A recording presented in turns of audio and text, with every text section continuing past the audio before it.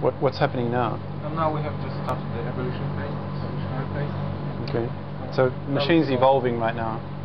Please be conscious, it's working partially. This is, research in action day by day, and we're not there yet. There's some problem predicting evolutionary. So here, nothing came out? Yeah.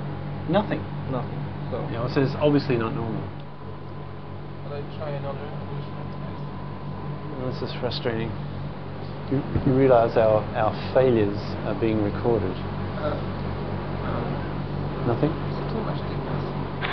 Hugo de Garis is a great optimist. He's extremely good at making large sheets of neuron-like elements, and does believe that if you scrunch all that into the head of a robot, by some mysterious process of evolution and possibly a bit of learning, a mind will emerge. I don't believe that that can happen. But this does not mean that he's trying to pull the wool over our eyes. I think he actually does believe that. And now MIT are finding the next stage of development a problem. If COG is to make the leap to life, it has to have the ability to learn from its human parents. Well, still something wrong. We'll see if I can get this to go. The hope is I'll make some movement with my arm, and it'll notice that movement, and that it will replicate that same movement with the robot's arm. That was almost it. It was sort of the right direction. Okay, here we go. The difficult part is how you do that translation. Even though the robot can see exactly where this movement is, how you transform that information into something that actually makes the arm move like this is still a little bit tricky.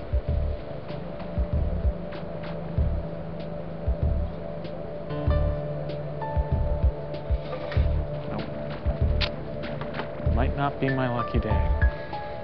Alright, one last try here.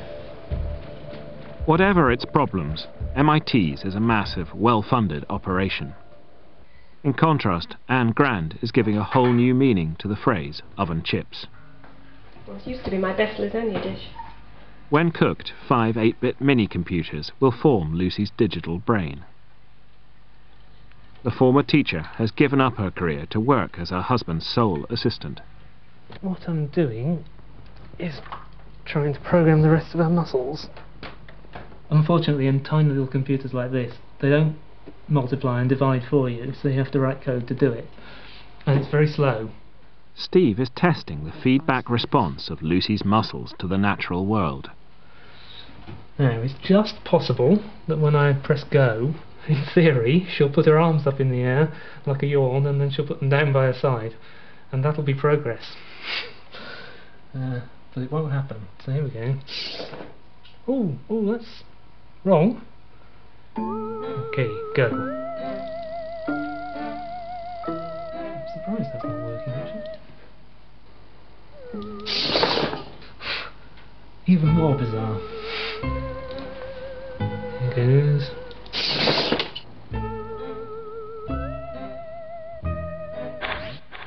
If anyone does solve these problems, they will become immensely rich. The pot of gold just moved a little closer to Hugo.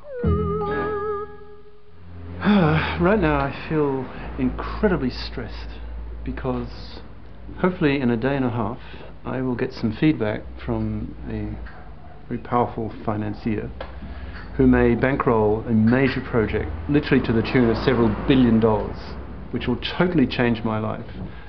And the basic idea is to put 10,000 robots in the Australian desert and make the desert blue, and they will pipe in desalinated water into the desert and get the robots to plant seedlings that will change the ecology of the soil and make it suitable later for cash crops.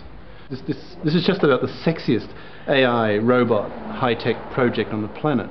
I keep trying to imagine, like 30 years into the future, and I'm on my deathbed, and I'm wondering how will people, if I'm remembered for anything, how will people remember me? So if they see me as like the father of the artificial brain, that's fine. I'll be proud of that. If they see me as the father of the ideology of gigadeath, and it looks as though humanity's moving that way, then that will scare me crazy. But the irony is, imagine the same guy, when, of course with teams and all the rest of it, on the one hand creates a technology which allows literally hundreds of millions of people to stay alive, where they would not have if that technology did not exist. So in a sense, you're sort of like a demigod, a savior. And the irony of that situation just, I don't even know how to think about it.